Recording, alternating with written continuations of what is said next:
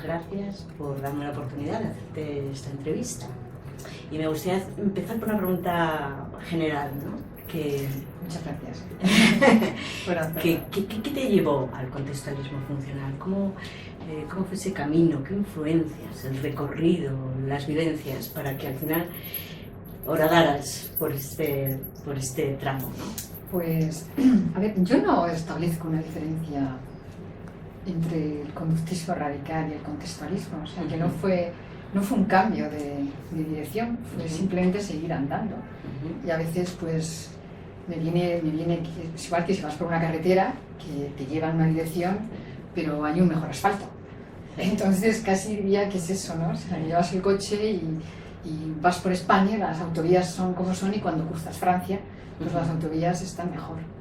Es mi experiencia. Pues es más o menos lo mismo. O sea, la dirección es la misma, pero es una forma de las palabras que se usan, el modo, las metáforas que se utilizan para poder expresar, no sé, lo que es la filosofía de base en relación a la perspectiva, en relación a la conducta, a mí me parece que es más acertada, permite entenderlo mejor.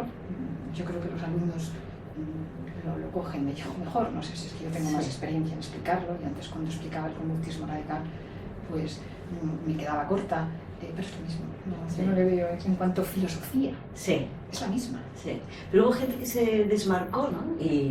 Y se fue por la rama cognitivo-conductual y otros que no, ¿no? Entonces ahí hubo cosas que hicieron... Claro, pero ahí es casi más...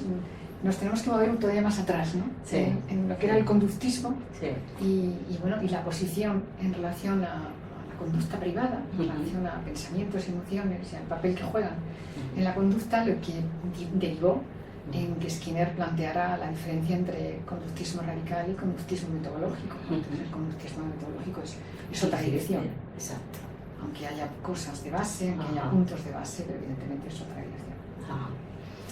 Bien, otra cosa que me gustaría preguntarte, porque después del bagaje, ¿no?, de tu historia desde el 86 con 180 publicaciones en diferentes formatos, muchísimas tesis doctorales, estar colaborando en laboratorios, proyectos nacionales y fuera de España, ¿no? Y a todos los que te seguimos, ¿no?, pues ¿qué hay desde el libro de Terapia de Aceptación y Compromiso y el que está a punto de publicarse? ¿Qué ha pasado y qué nos vamos a encontrar en este que está ya casi en nuestras manos? Pues vamos, yo digamos que mi interés por el lenguaje está desde los años 70, ¿no? Cuestiones casi de carácter personal, ¿no? Y el interés en entender el lenguaje. En los principios de los 80, pues trabajábamos con una visión del lenguaje centrada en el establecimiento de las operantes verbales sobre la base de las contingencias explícitas, es decir, de contingencias directas. Yo contacto en finales de los 90. Es cuando yo contacto con FAP, con la psicoterapia analítica funcional, y en aquella época era como hemos encontrado una terapia para adultos que es como la que hacemos con los niños. Esa era un poco la idea, ¿no? Eso es lo que a mí me vino a la cabeza y yo me entusiasmé por ahí. Es decir, que yo llegué a AD a través de FAP. Y a AD llegué pues con unos manuales que había muy pequeños, de unos muy breves, de unas 40 páginas.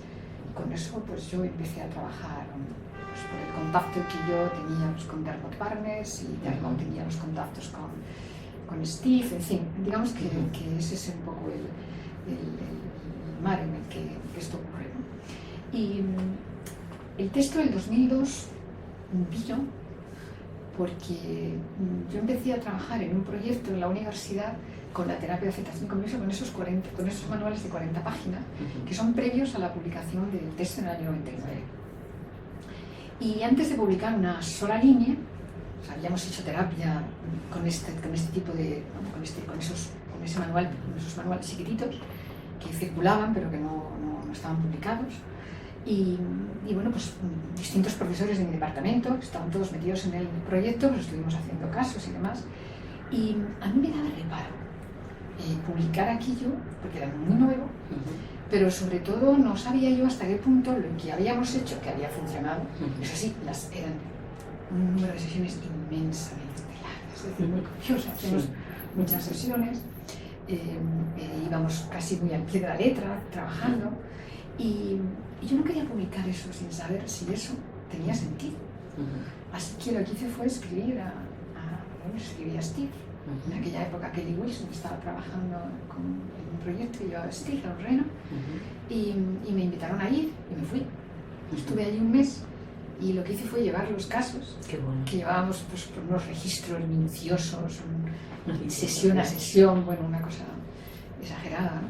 Pues como trabajábamos además antaño, que éramos mucho más minuciosos yo creo que ahora, ¿no? Y bueno, les impresionó que estuviéramos trabajando en una lengua distinta y con aquellos manuales tan cortos, ¿no? Entonces, bueno, los pusimos, o sea, yo recuerdo aquella reunión que estaba Sid Billu, estaba Sid Billu. Sid Billu estuvo de mérito en Reno, y bueno, pues estaba Kelly, estaba Steve, estaba Elizabeth Gifford, estaba Sonia Batten, en fin, había pues luego estas personas que han estado publicando libros, ¿no? Y les impactó bastante el hecho de que registráramos. Yo todavía recuerdo la pregunta que hizo Elizabeth Gifford a Steve, ¿por qué nosotros no registramos esto así? En fin, así. Entonces en ese mes, pues yo estuve allí, estuve hablando con ellos, y ahí surgió la posibilidad de hacer el libro con Kelly, principalmente porque estábamos los dos dándole vueltas a que era fundamental, por encima de todo, trabajar en valores. Sí.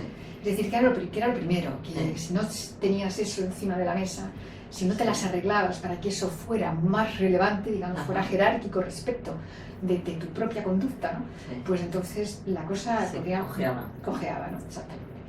Y ese fue, así que escribimos ese libro está, y todas las ediciones que se han hecho posteriores. No hay ni una letra cambiada, todo es del año 2002. Cuando la gente dice, ¡ay, tengo la edición del 2016 del libro! Digo, es del 2002.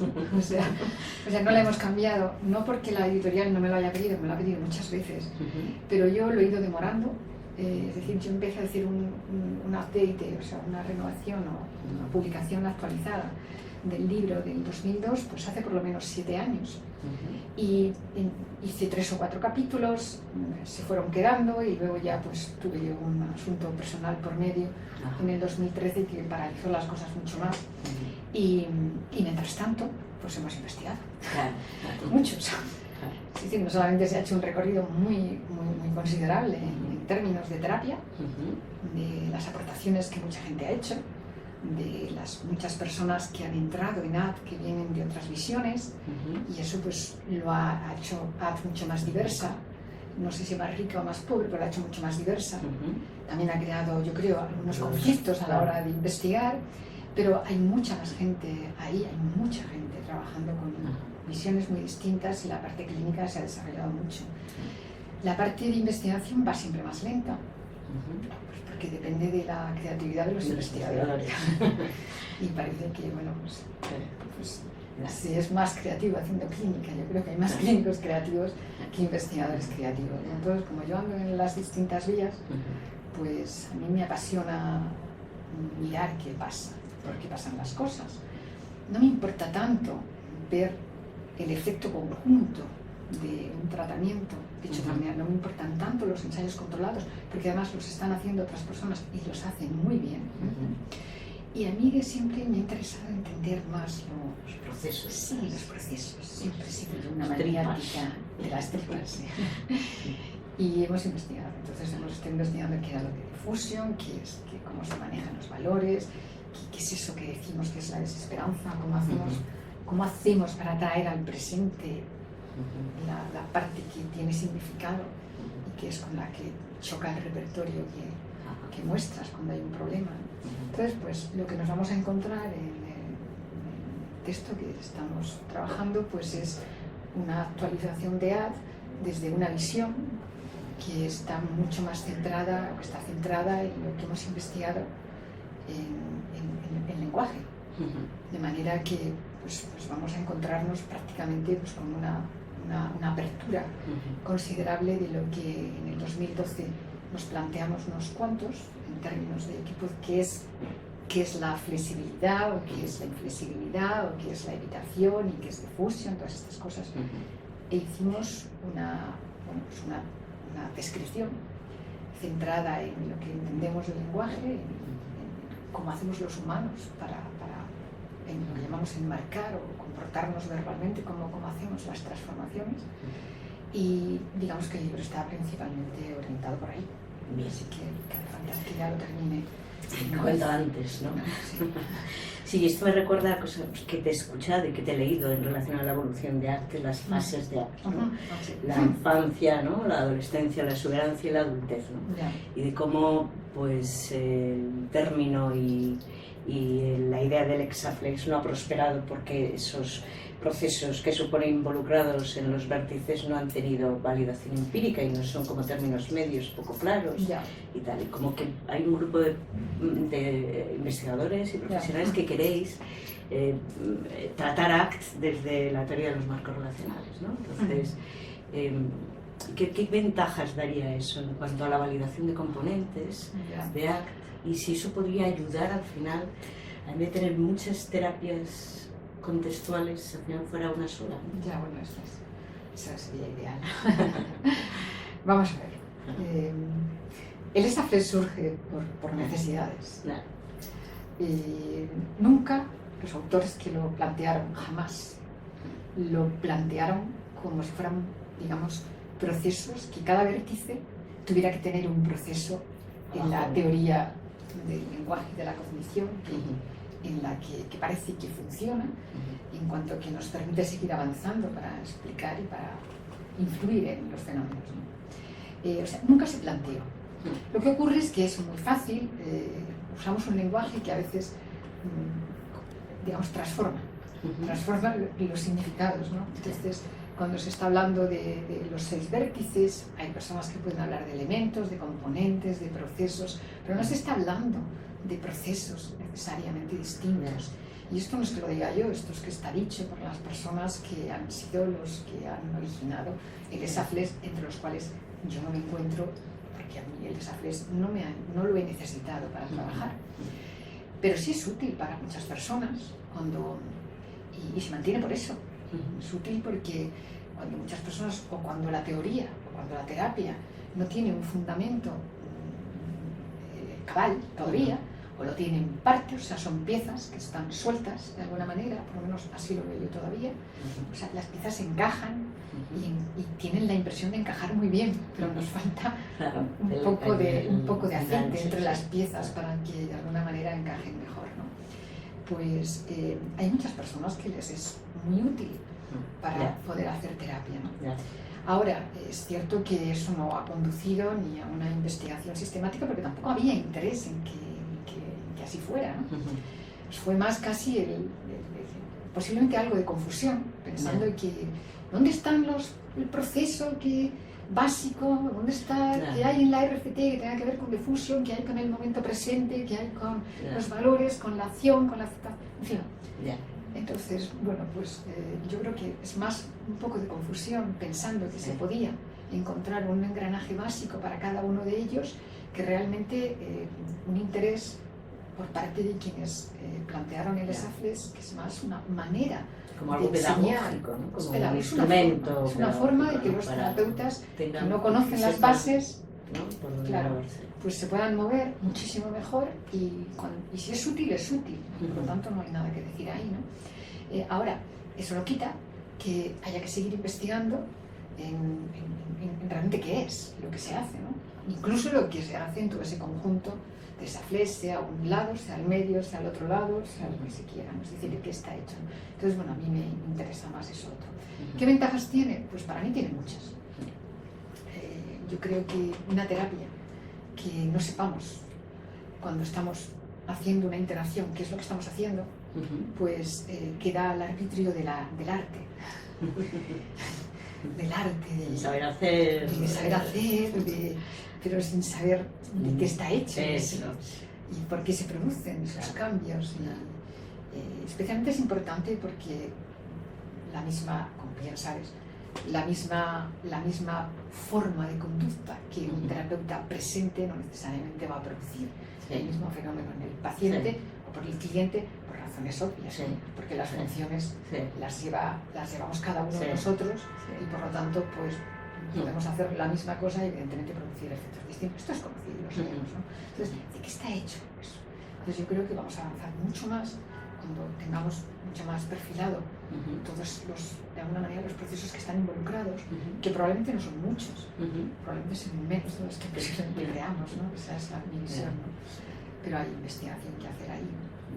Ahora, que en el futuro se pueda plantear que muchas terapias queden reducidas, no lo sé, porque hay muchos juegos, no solamente es el juego de la ciencia, hay muchos juegos, ¿no? Pero sin duda, yo siempre lo digo, da igual el nombre de la terapia, si lo que se hace funciona, en el sentido de que produce los cambios y produce que el paciente esté, o el cliente esté caminando, las cosas esté viendo, o si una empresa está atascada y se hacen cosas y empieza a moverse, y moverse en la dirección de los objetivos que se están planteando, o si estamos en una escuela o estamos en un país y se hacen cosas para que en vez de peleas que haya de alguna manera pues una inclusión en aras a objetivos comunes, claro, pues entonces yo diría que eso significa que los procesos, aunque sean distintos modos de hacer, los procesos son los mismos. Entonces podemos, el psicoanálisis incluso puede ser eficaz, pero si lo es, o cualquier otra terapia si lo es, no lo es a veces por lo que ellos dicen que es, sino porque donde han tocado, pues es en el mismo sitio que tocan otros que no son otros nombres, ¿no? Entonces, bueno, yo no entiendo, yo sé que el ser humano es muy complicado, pero no como para tener tantos modelos, tantas terapias, ¿no? Pero bueno, puede estar equivocado.